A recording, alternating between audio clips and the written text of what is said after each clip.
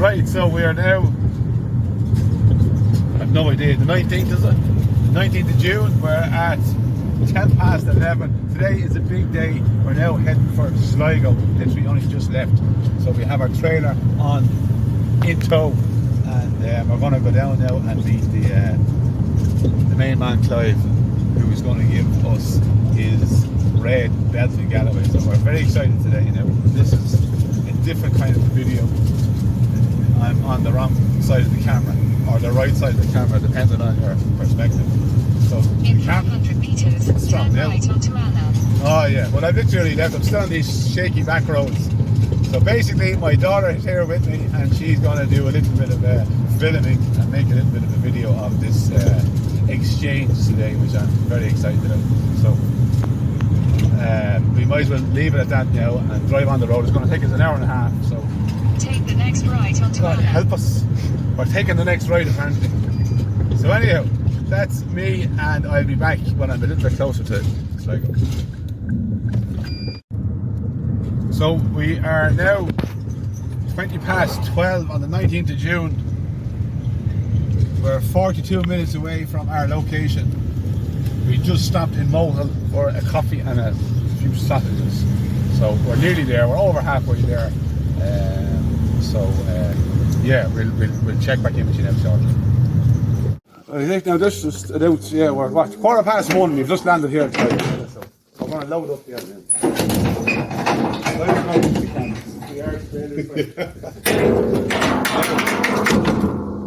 You can put in that gate, and you stay the far side of it.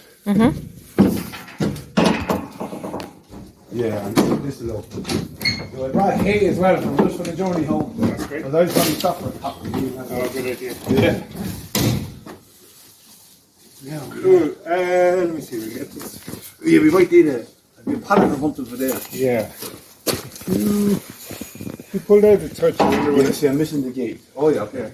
Actually, that'll work. You just pull it in. Yeah.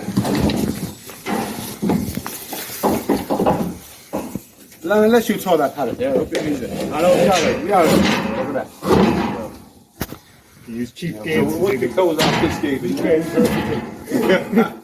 there you are now. I'm really excited about this fella. That swing. Oh, yeah. No.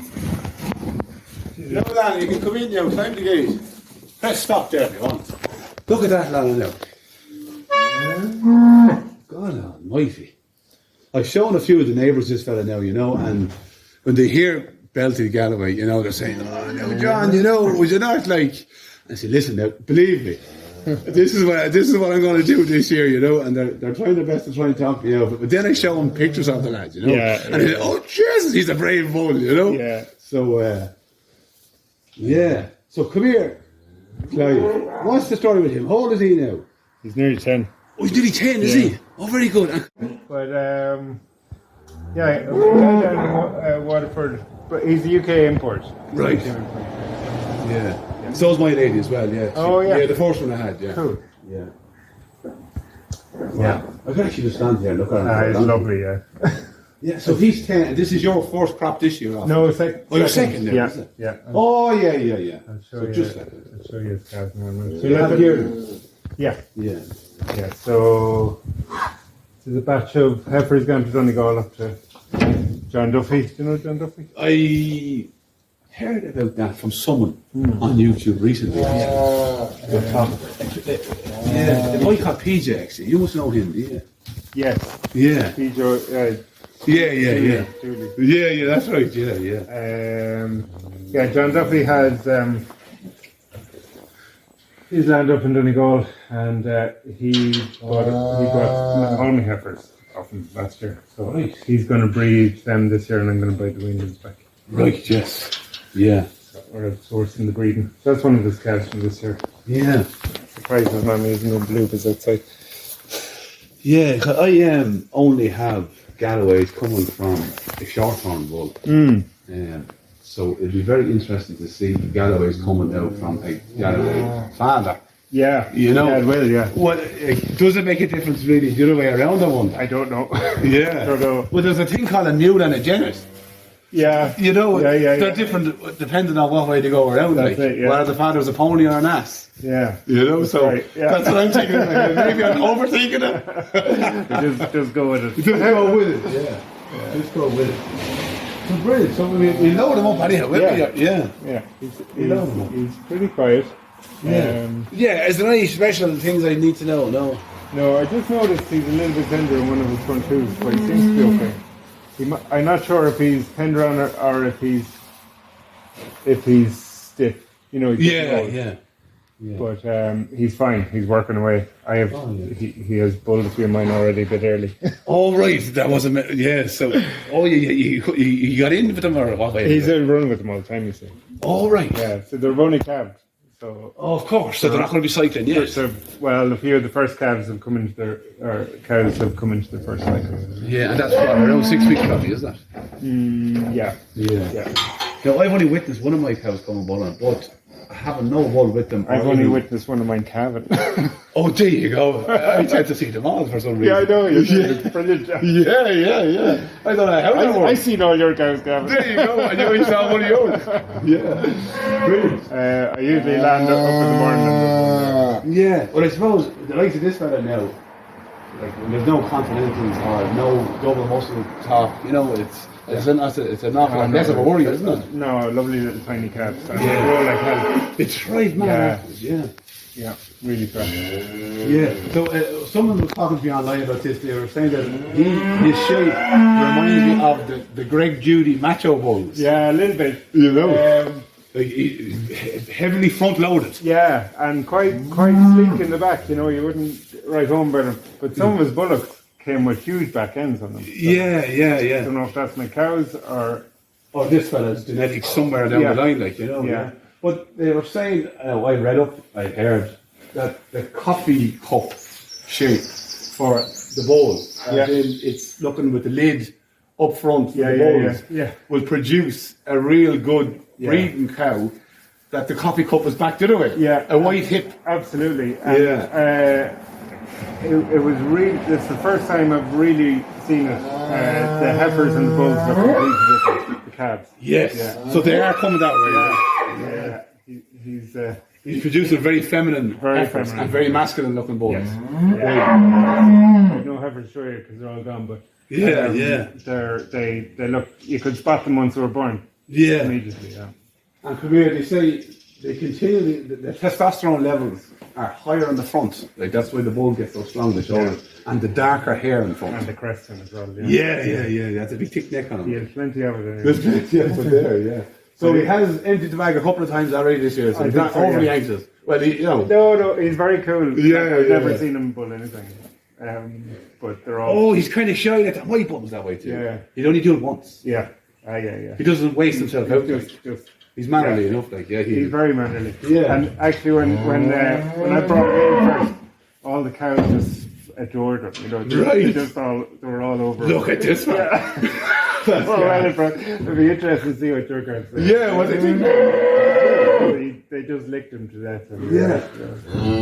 That's fascinating. Complete stud. They're super soft. Yeah. So we'll take a look at his buttocks, will we? Yeah. Do you want to leave it we know what do you think? Let me see. Have you had your dinner? I haven't. What we could do is we could load him. I think he'll be fine in the trailer. If it doesn't go right, we won't be doing any take twos now. That's okay. Yeah. No, I might just be in the right spot. I'll go way up here. Very used to trailer. Yeah, actually, you kind of know this is where to go up. Yeah. Anytime he goes up, he gets a new set of legs. Yeah. I actually last fall I used to I lent to bring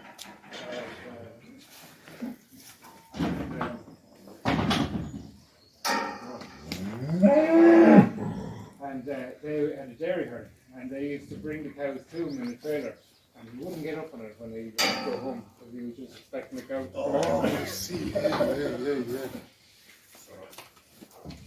Yeah. Once he figures Yeah, that's plenty time anyway, yeah. kegs all over them. Who was that? Oh, that's sawdust. Oh no, the kegs here. In the Oh, front. I see. Yeah, the horse flies. I call them. Oh, okay. Yeah. Come on.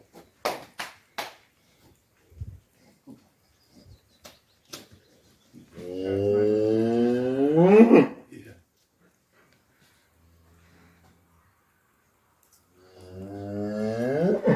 No, they do. Yeah. That's one thing we never do is over push a ball. Let him just figure it out. Maybe I'm the problem. No, I wouldn't think so. No, it just takes time. He's cool. He doesn't respond to anything when he's on. Yeah, he needs to make a decision.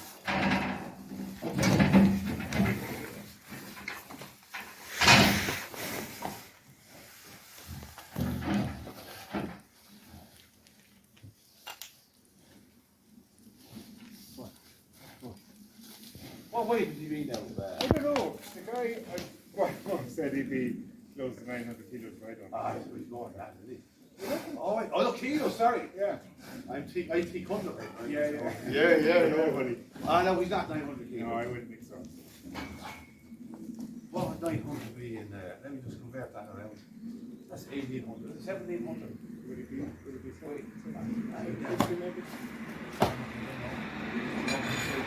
It's on reflection. You don't talk about killing, but they must kill him very well.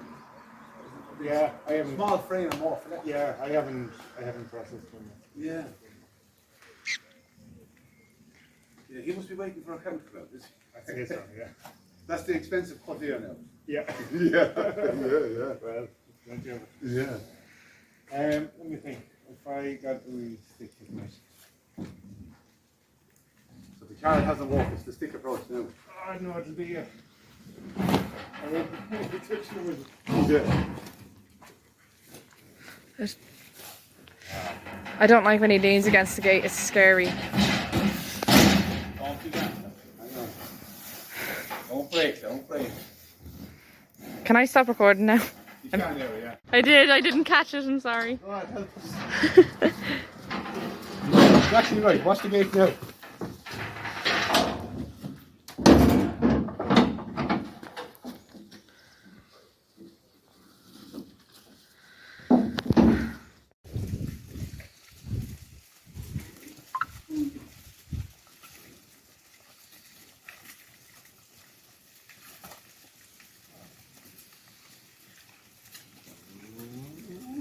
It's amazing the belt that comes in them, isn't it?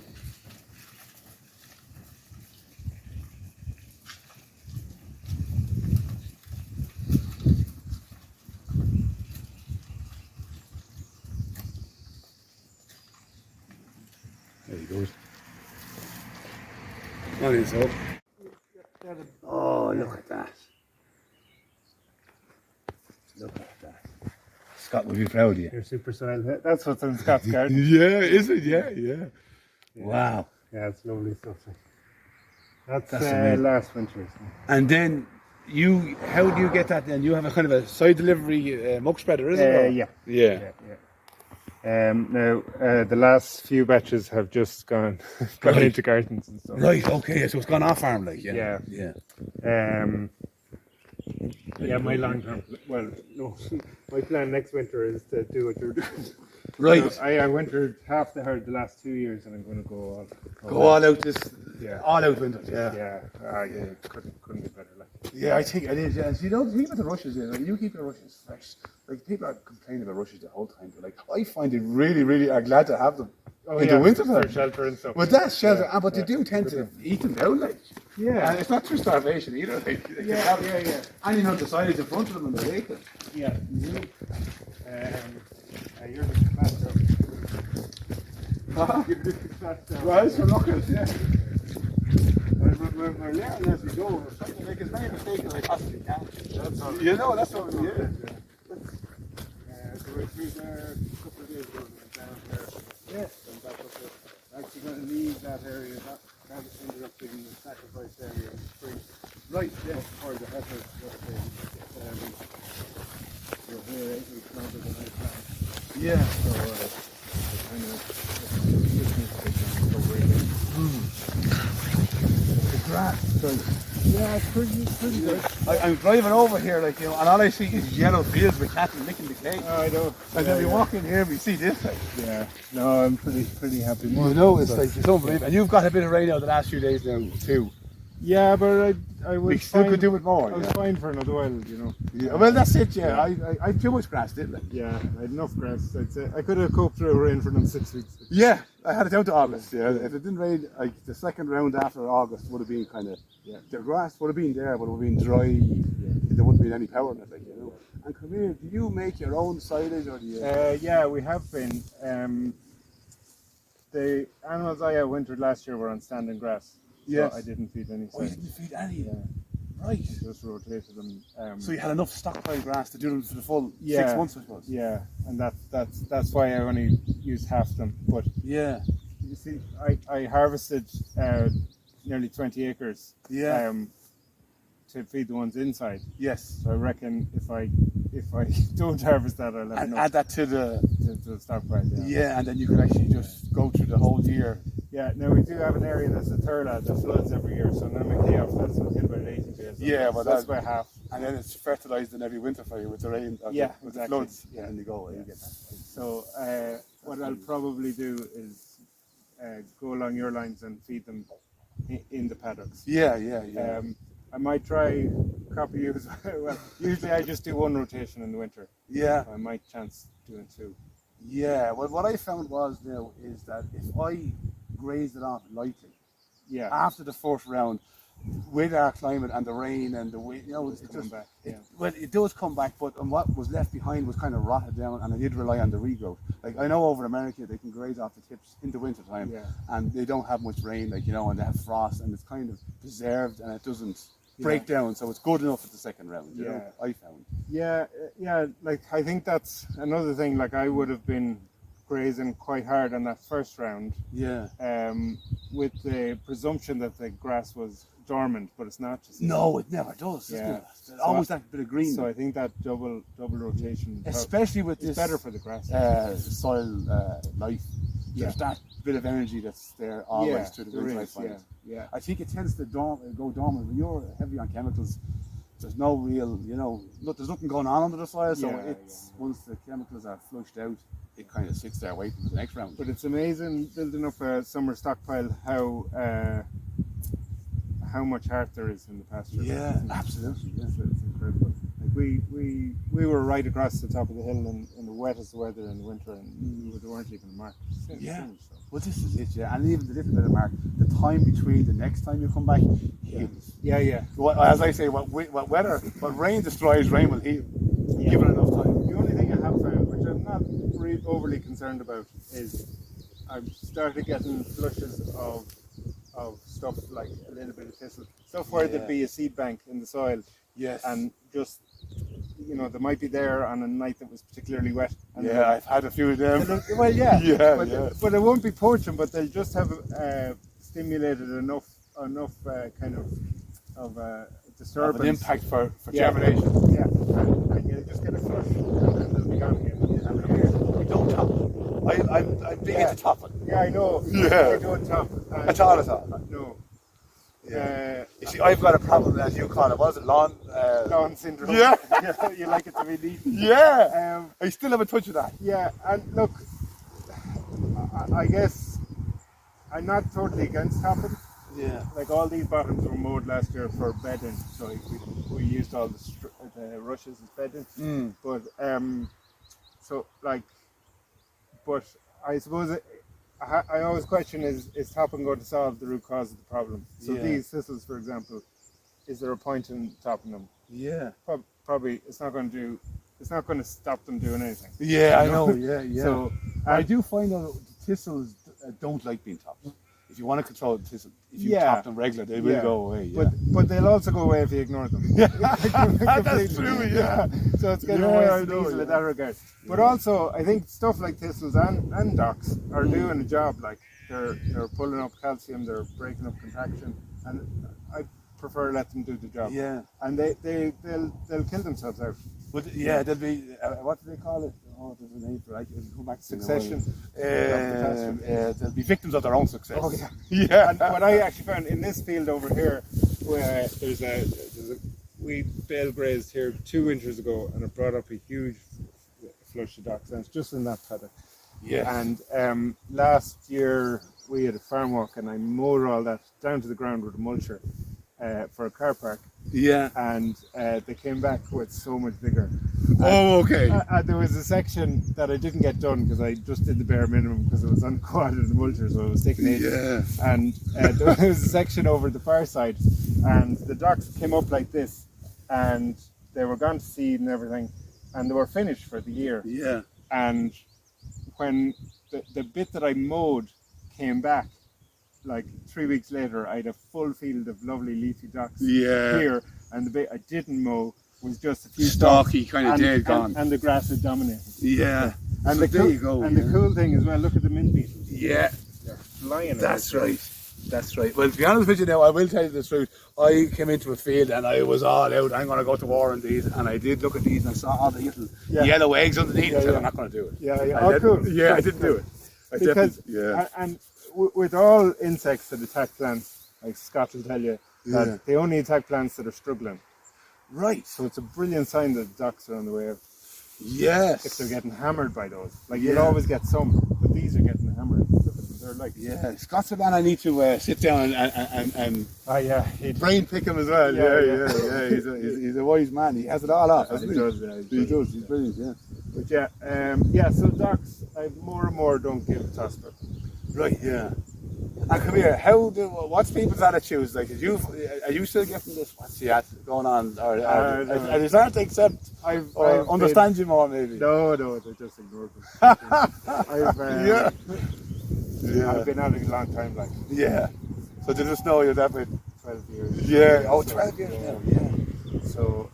And when did you get the enlightenment, or how did you? It was always in you anyhow, I say. Well. Yeah, I think so. Yeah. The story is I met this organic farmer years ago in hospital when I was just getting the appendix out. Right. And I met him, and he was a cool-looking guy, and we started chatting. His name was Erwin Springburn. Right. He's an amazing man. He's since passed away, but he was a goldsmith, and really high-level goldsmith, like he's world-renowned. And he moved to French Park. He trained as like a 12-year apprenticeship in goldsmith in Switzerland. Very good. And he moved to French Park, and he set up basically a small holding. It was kind of a John Seymour type setup, living off the fat of the land, and an incredible place. His wife is still there, and he was a real inspiration because I had a notion of being an organic farmer, but I had no example. Yeah. No mentor or anything like that. So he was the man then, and I was so excited by this place and the potential he had, and the fact he was stacking it against his goldsmithy job as well. And, yeah, just all suited. And I spent ages. His farm was about 20 acres, and it was pumping. Like with every square inch of it, just he'd orchards and veggie gardens, and he'd a few milk cows, and he had pigs, and he had everything going on. Yeah. Chickens everywhere, and it was just a real smallholder job. And I spent years wishing my farm was smaller. Right, okay. So I could replicate what he did. Yeah, and get on top of it quicker. Because I couldn't scale it. I couldn't scale what he was doing because it was too intense. And I kind of had discovered permaculture around that time as well. And there's a part in permaculture design where you think about zoning areas. So you have the area around the house is very intensive, and then it gets less and less intense as you go out. Yeah. Zone 2 and Zone 5 is like wilderness. That's the idea. But all my bit outside of the house, I didn't know how to manage. And when I stumbled across holistic management, I was like, that's the job. And I fit it in because it was a design based kind of system as well, and it all suited really well. So I got well into that, and I really didn't know what I was at for a long time. I was just at it, figuring it out. Yeah, and just trying to try and error. Yeah, and then just like yourself, discovering Greg Judy. That's right. He brought me down for The years. legend. You actually got to meet the man, did you? You went to I've met him America. a few times. Yeah, Yeah, you've been to America. Yeah, I see. No, it. it was in Groundswell. In Oh, the really? He UK. was over here. Yeah, Yeah, he was in the UK. Right. I met him twice. Yeah, lovely man. Actually. Yeah, he's great. I watched every single one of his videos there for a long time. Super generous with information. Yeah.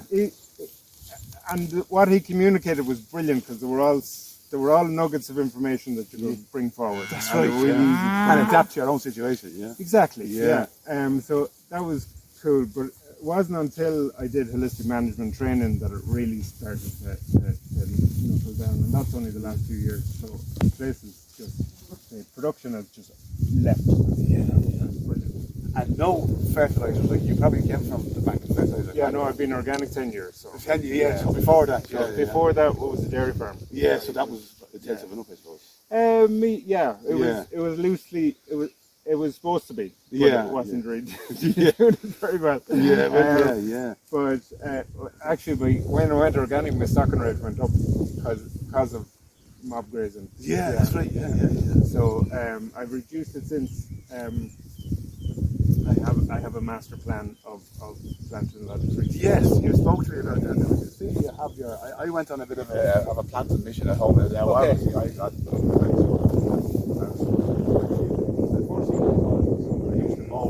Take out the corners. Yeah. So the Yeah, machine, yeah. the machine never went in there. So I Yeah, said, yeah. well, I'm going to make this, use Perfect this, spot, and then wet Murray spots. I put in alders, birch, even the odd spruce. Yeah. You know, Yeah, just and for shelter belts, and you can turn really wet places into like productive places and lovely shelter places. Yeah, like that. There's a wee And pocket scratching down there. I've just started off with little pockets. Yeah. And there's this belt over here. There's kind of a little basin here, actually. Is there? Yeah, that's Is that the place that floats here? Is it? no, No. it's not. Actually, Yeah. no, we have a That's a better place. we have a Isn't it? multitude of habitats. Yeah. That basin, nicely spotted. Just the rush line, basically. Yeah. That's quite peaty. Now, I've had Oh, it's probably cut away, is it? no, No. No. Yeah. but it's not full peat. Okay. It's a mineral soil, but it's really high organic matter mineral soil. So Yes. it's somewhere in between. I don't understand. Yeah. But Mud turf, I think they call it. There's a mud turf, I think. maybe. There is in Cavan. There's a turf that they dig down for, and they Oh, that's below. yeah, okay, maybe. That's a different thing. There's a different stuff, yeah, but they tend to burn. Yeah. Mud turf. I heard about that. Yeah, and they had to farm it themselves, the Yeah. hands, and I don't know anything about it because what we have in yeah, Clare yeah. now is the Schlan. Yeah. You know, from. So I think mud turf Blanket is bed made stuff. after the bank is dug out completely. Yeah, they go really. It's the slap at the bottom. Yeah, that's right. Yeah. But yeah, so I've been in two minds. I had an ecologist out, and he said that's definitely not peat. Right. Okay. Yeah, but it's black hill, is it? There's fair black bits in it, and there's pockets that look like peat to me. But then there's mineral bits through it out of the process. So a big mix. Yeah. But I remember watching the video actually when I first found you was Farming for Nature, I think. Okay. There was a video made of you and your setup here on Farming for Nature, and you were telling me about the glaciers literally just dumped whatever its payload was. Yeah. And that's what created here. Like, Yeah, you know, you so- could have so different. clay, you could Yeah. have peat, you could have rocky, gravelly ground, you know. Yeah. But it was never going to be suitable for tillage, like. No. Yeah. No. And the Thurla is there's a drumlin up there, and that's kind of the main part of the farm. It runs down here onto this kind of low bottom bit, and down that side the Thurla is, and this Thurla is pure sand. Yes. Yeah, good dry place. That'll be the Yeah. wintry ground then, yeah. Yeah. Well, no, it's full of water. Oh, the sand. Oh, right. Yeah. So it's down low, like, is Yeah. it? Yes, yeah. right, But it drains out like a shot. Yeah, so as soon as it stops, it goes. Yeah. Yeah, very good. But so, how often are you moving these now? Are you? These it depends. Yeah. And Are you out with the reels like I am? Yeah. You're doing all that? Yeah, Yeah. Oh, so look, there you go. So these moved in here this morning, but Yeah. I'm not completely happy with this field because we used this last year as a sacrifice paddock for the full. And Right. it's a bit happy. Yeah. So I'm just going to leave them in here for a few hours and then move them over there for the evening. Right. But most days it's once a day. Once a day moves. But I suppose it's the difference. I have this grazing plan and I have everything planned out. Yeah. We got to talk about that again some other time. Yeah, Yeah. this chart. Yeah. Yeah, that's Yeah, right. yeah. Yeah. I haven't worked that out in my head yet. So Yeah. it's actually brilliant because it all the doubt you have goes away because you have it all. You have it there, yeah. So we're going away for a few days next week. Yeah. So I need to get them to a place for there. So I'm just tapping them through Yeah, I understand. Yeah, that's. to get there. Yeah. I did that actually yesterday to have the place where it'd be easy to let the bull in. Yeah, okay. You know, yeah. Oh, So good. I Yeah, had it yeah. in my hand with the last while. No. Now I did run them up a little bit earlier because we were going to move the bull next week. But yeah. I said like we're going to shift them up this day. You know, yeah. Cool. Yeah, it worked out well. Yeah. But yeah, I found also the topping. I found the topping was taking a bit of the heart out of my pasture as well. Now it probably wasn't topping as high as you, Yeah. but I just found it was knocking it back, and I think Yeah, I'm up on 8 inches actually. 6 Oh, to 8 brilliant. inches. Okay. Yeah. Literally just a skimming. yeah, it's just getting the top. Yeah. But what I found when I was topping maybe at 4 inches, what I found it was knocking everything back to the same age. Yes. So all the plants were kind of juvenile, basically. Yes. Whereas later on in the season, I think there's a huge advantage to having. There'll be when these leave here later on, there'll be clumps of this left. I think there's a huge advantage to having clumps of that left later on in the season. So it'll be really messy. Like if we look over the hedge there, it's really messy where they were a few days ago. But when that comes back, it kind of looks even when it comes back. But there's juvenile grass in it and there's older grass. Which has their own different benefits. Yeah, they all have different kind of nutrients. Like the older grasses have a whole different set of Something I didn't think of. Yeah. I was all about keeping it vegetative, you know, for try. Yeah. So would you maybe, if you were trying to finish cattle, go for that kind of lush vegetative? No, I don't think so. You just keep the same kind of thing Yeah, going. because I am finishing cattle. And Everything's together. everything's together. Yeah. But like finished cattle needs nutrients. Yeah, of different and they need fibre levels too. as well, because there's no point, and especially in the back end, when you come into the back end and you have everything really leafy, you risk getting it through them. Yeah, that's right, yeah. And I'm not holding it at all. I find that if you have a load of this Fibre stuff. then you can slow them down in the same paddock. So like this, I keep my paddocks all the same size throughout the season, and then so they're going to be here for half a day today as well. Like they could be here for a full day or so. And later on in the season, I'll probably get 4 days out of this. You know. And that'll quadruple my rotation. Is that still the daily move, like? No. Oh, you just leave them in it for 4 days. Yeah. Okay. As the grass growth slows down. Yeah. The moves are less than. Slow down the rotation. Now sometimes we do strip graze through paddocks both if we have a load of finishing animals that we want to keep nutritional plain high, we want to keep fresh grass every day, or if we're trying to get an animal impact on the pasture. Yeah, if you want a job done. Yeah, bit of high density, bang it out. Yeah. Now I've found the reasons for that are fairly slight in Ireland. I'm starting to think that way myself. Yeah. The only reason I really think high density is a good idea. Now, I'm always experimental, like and you never really know. But I think if you have ground that has thin space in it, and there's loads of moss in it or it's capped, you want to get that cap broken up. But I'll only do that if there's a heavy cover as well.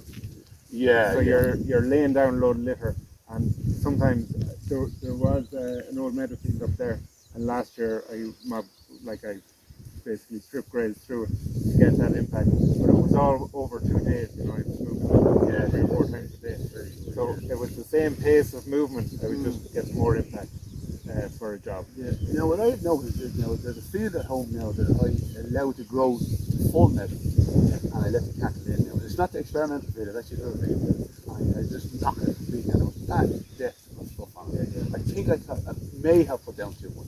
2 years in a row I did that, and the recovery was very slow. I kind of killed off the field a bit. So it must be a Goldilocks. I think there is, I grow too much. I've done that also. Too much trample. And not too much trample, but too much carbon down. I think there's an advantage for the soil. I think long term, even medium term. If you root down through that now, you'll find it's full of worm castings. So you're investing, time. It's the next year you're going to get that. It is. But it's kind of not something you want to do too often, because the cows are going to suffer going into that kind of cover.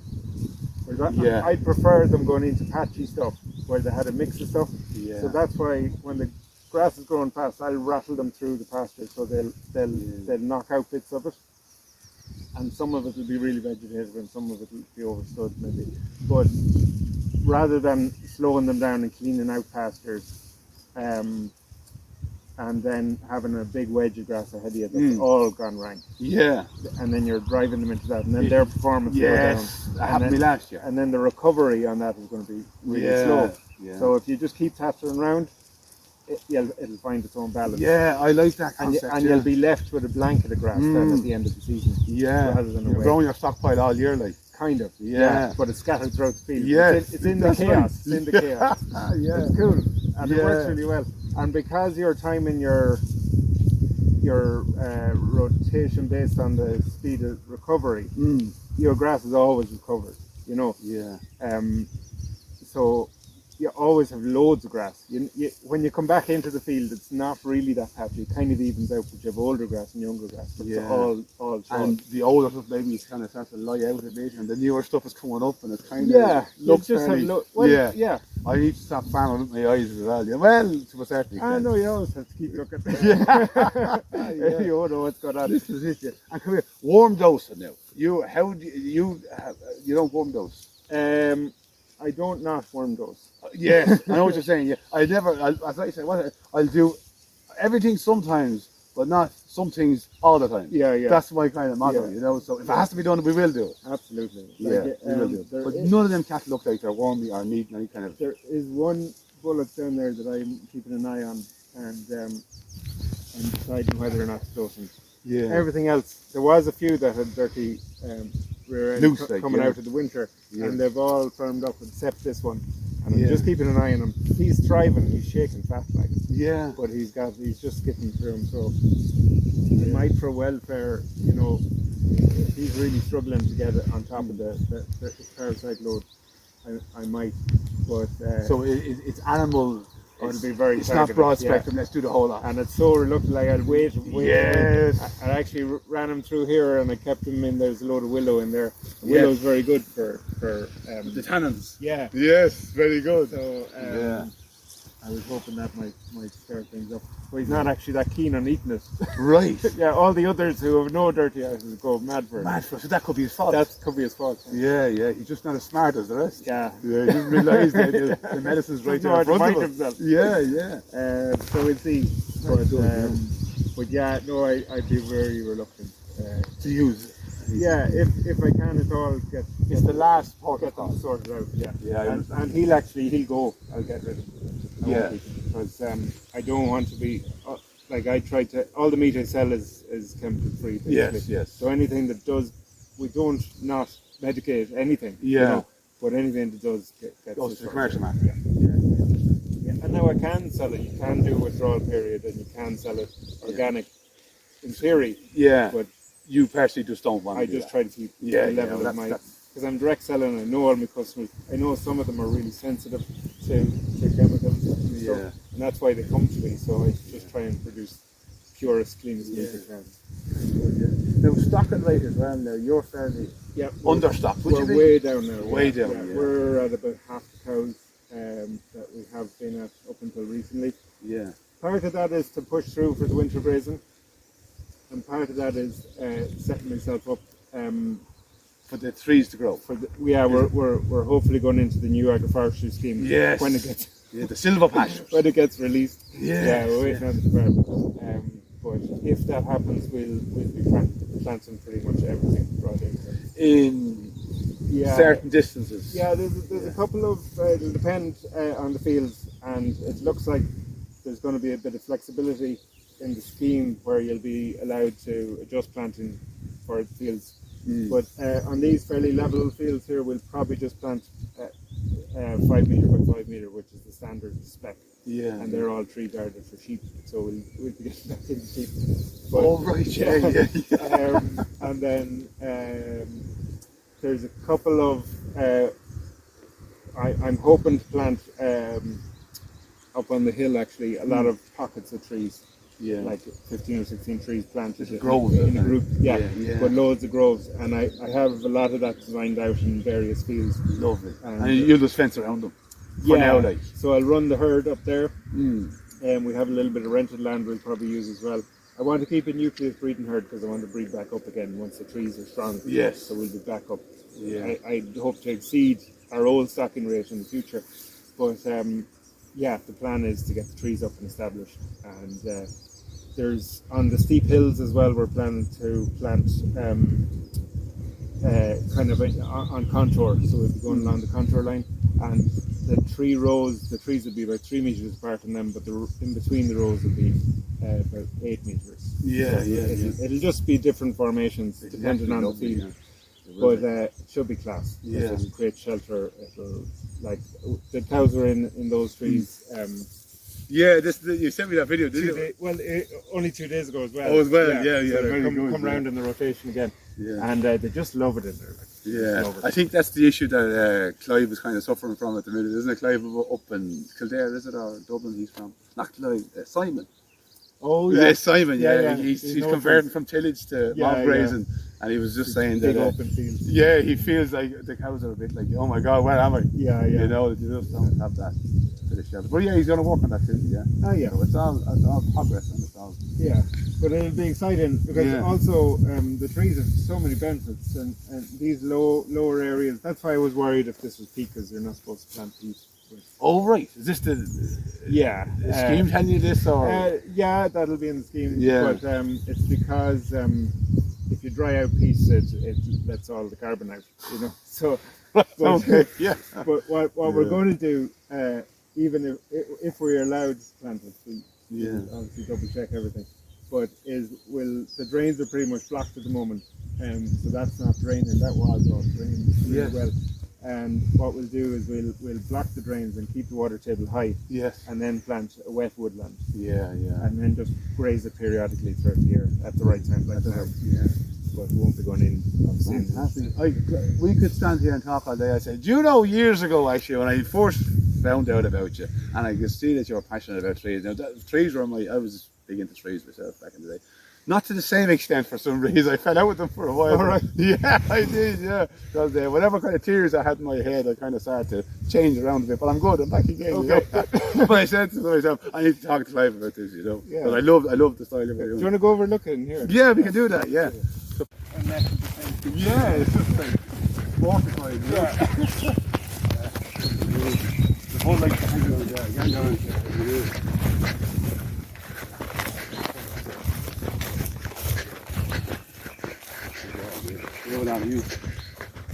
I don't have my my beeper. Yeah, so you can see the kind of I can see the type of ground it is. Yeah. But this is the first note you took. yeah, but it was simply as a shelter belt, you know. Yeah. Wasn't planning on this camping on the road.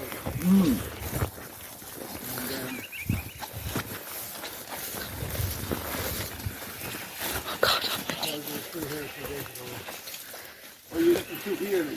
Yeah. But look, there's still flaggers and things, but the workers are pretty much gone. Now this was just totally. It was, you couldn't walk in it. You couldn't walk in it, yeah. That was kind of one of the first things, like, look at the difference in there. Yeah. That was one of the first things where I went, all right, trees can... They can do. They have a job they can do. Yeah. And it doesn't mean the cattle can never be there again. Like. Absolutely. You know, yeah. like, And they love it in there. Yeah, this idea of planting land and that's it left there for 40 years, like, no, I can't do that. But you do have, you can't use it as a sacrifice field either. You can't just dump cattle in. Oh yeah, well, of course, yeah. But, it goes hand in hand with the rotation, because you're just... You're putting them through and then they're gone. Yeah. And so, yeah, the next stage is just plant out here, like, look, you're just chest high rushing. Yeah. And, but I find the root system, I know we have a lovely tree above, right? But the roots that go down bulk up the land. Yeah. Is there any, I've noticed this now, but maybe I'm wrong, but they're firming up the ground, like they're literally building up the ground, they're keeping it that little couple of inches above the water level. As they used to be. I think they're dropping the water level too, because... Well, I think they're coming up away from it. It could be both. Yeah. They the key problem across most of the farm is that there's an iron pan, even up on the hill. Like just the iron level was so rich in the soil, it just washed down, it hit the subsoil, and it's impermeable. So, like Sitting there, yeah. when I'm planting trees up there, I have to I go down 4 to 6 inches, lovely soil, and then I have to hammer through this layer with the spade, like just pound through it. There's lovely soil again below it. Oh, right. So the farm's only utilising that top bit. So I reckon if I have trees spread throughout, they'll break through. They have enough power to break up the iron pan. Yeah. And how did that iron pan come there? I've been reading a good bit about it. So you were meant to know as well. And it's just the high iron in the soil being leached out.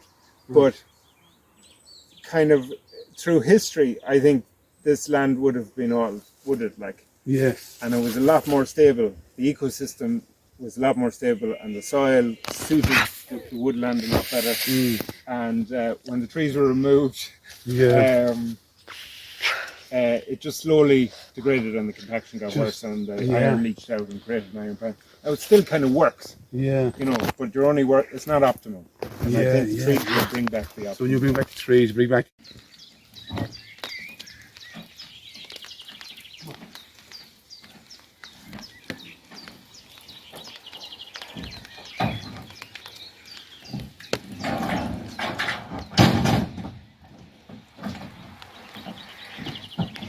Go back.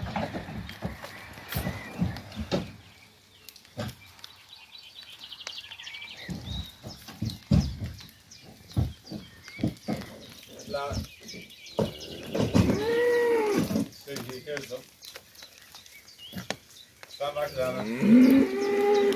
Come on.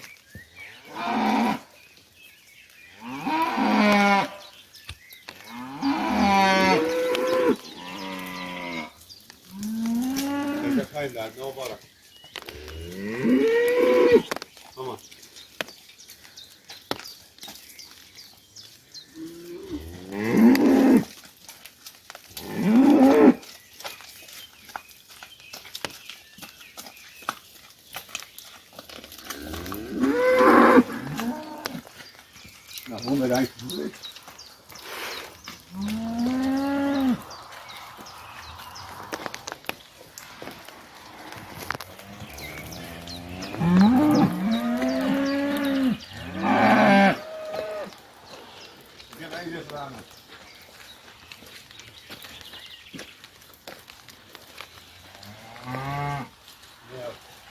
There we go.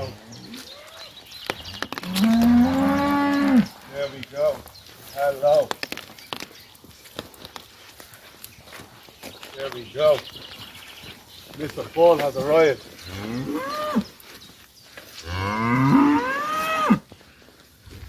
And they're calling because needless to come.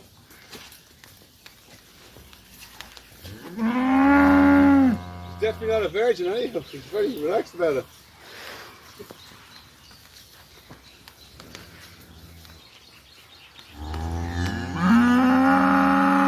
Right, fence is back on. Well, show me that.